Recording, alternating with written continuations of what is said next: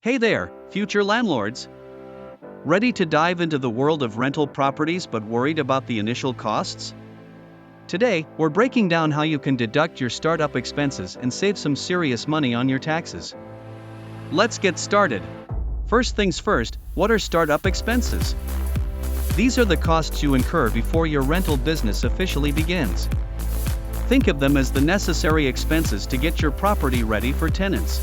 Startup expenses fall into two main categories: investigatory expenses and pre-opening costs.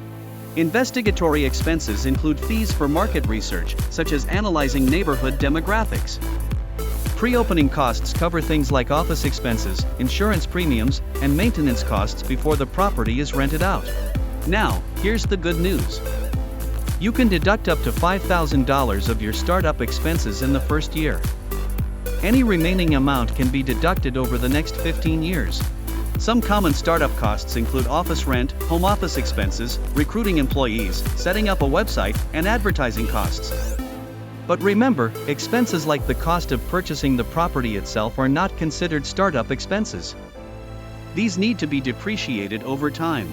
To deduct these expenses, you'll need to elect to do so on your tax return. Simply claim the startup costs as other expenses on your Schedule E. If your startup costs exceed $5,000, you'll need to complete and attach IRS Form 4562. It's important to note that some costs, like purchasing real property and long-term assets, are not startup expenses.